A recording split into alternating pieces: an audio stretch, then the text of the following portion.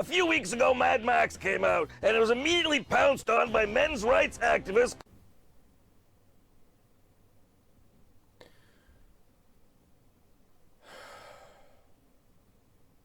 No, it wasn't, Ed. You read some articles. You were told what to think by the thrashing gaggles of clickbaiters who call themselves journalists, and you went ahead and thunk it because they told you to. Twisting your mind and smashing your dreams.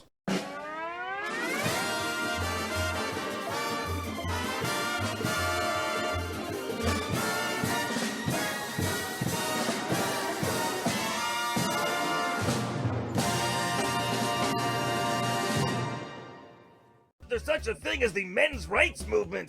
Uh-huh. Like if we hadn't spent the last century forcing men to pay for women's decisions, maybe the global population wouldn't have gone from 1 billion all the way up to a dangerously high and still exponentially runaway figure of 7 billion. I'm just a frog, Ed.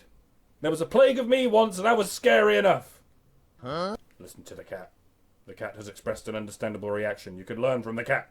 Men's rights movement? I thought that ended when the little rascals hit puberty. How many of those boys do you think have had their dicks legally mutilated? Look at their faces. I apologise for making light of such a serious issue, but I use humour because I'm yet to find a way to advocate for genital integrity without it sounding like an emotional appeal. It's a very emotional subject after all, which makes it all the more sad and maddening that we still do it. And, humour is the only emotional tunnel with which I'm comfortable. Anyway, the next thing you say, Ed, really ought to win you some kind of award. Advocating for men's rights is like advocating for snow at the North Pole.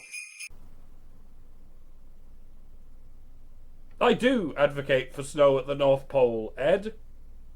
I think it's an excellent idea. And I find it rather tragic that it's fallen unprecedentedly out of fashion in the past century.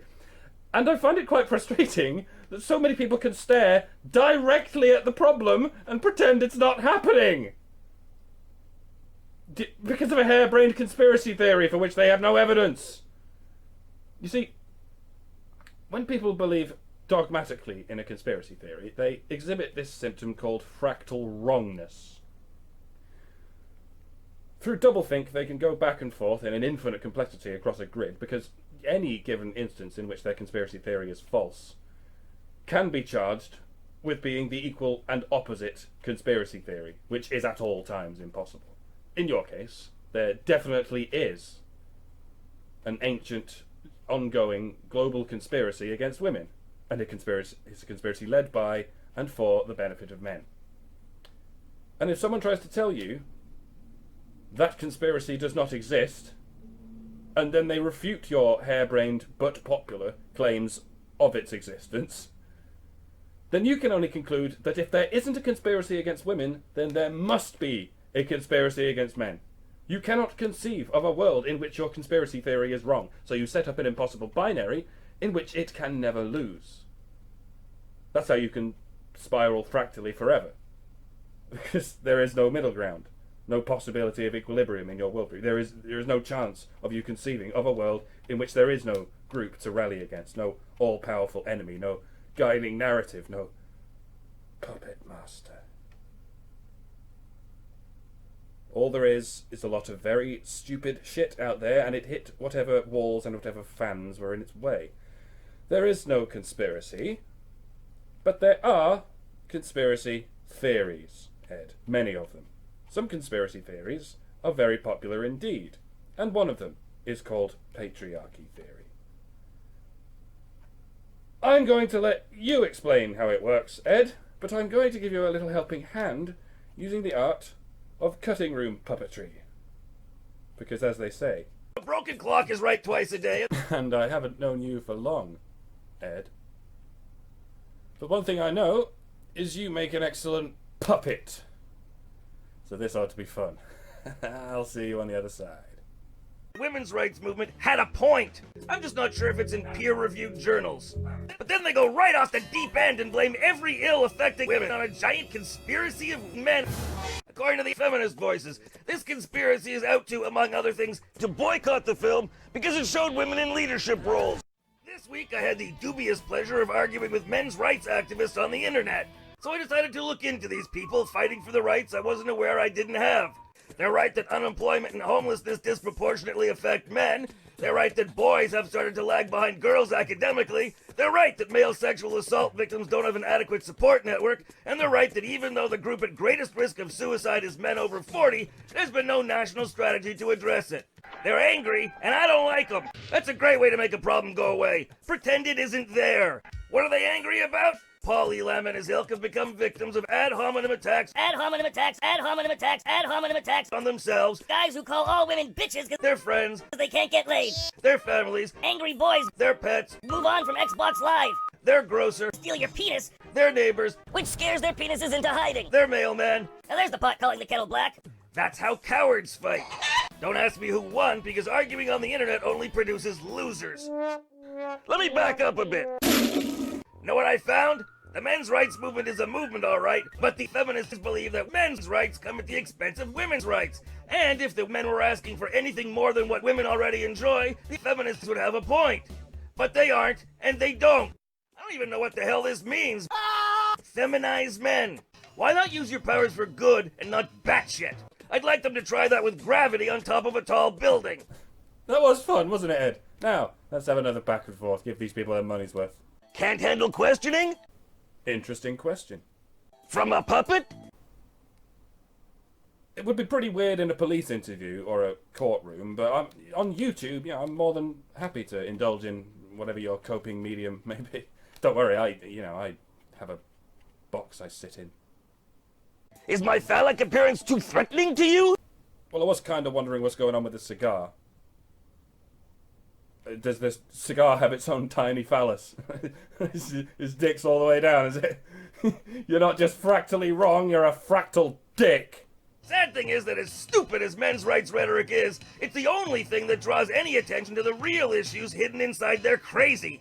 You're a cosmic moron, Ed. If there's a shortage of people talking positively and constructively about these issues, how about you try talking positively and constructively about these issues, rather than talking negatively and fruitlessly about the only people who are even talking about it? You didn't make a video about how men's rights are important, but some men's rights advocates are crazy. You made a video about how men's rights activists are crazy, but some men's rights are important. And that is an extremely cynical outlook on life, on a group, on anything. But, I guess you're a comedian, it's fine, you get to be cynical, but I'm a comedian too, see? And I get to see your cynicism and raise you a positive, constructive bitch slap. Take me on, not the people around me. Are you talking about you or the puppet? Are you the people around you? Or are you the puppet? Fight like a man. I just realised something. You're a towel. Unless you think I'm playing favorites. You are. You said the women's rights movement had a point that the men's rights movement doesn't.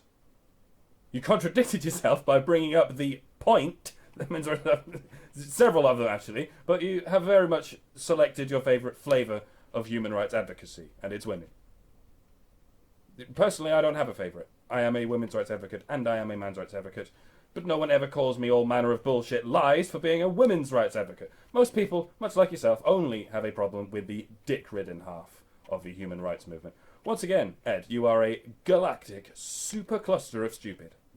Next week or the week after, I'll deal with the excesses of the modern feminist voices, some of whom have also gone off the frickin' deep end. What, by making broad, unfounded claims about MRAs boycotting films when they didn't? And having sod-brain hacks like you believe every word of it and go on a tirade against human rights? Play this video on repeat. Watch it oscillate between the circulating foam of your conspiracy theory and the empty, cavernous maw of the open source truth, Ed. Watch it until you come to understand who the puppet is.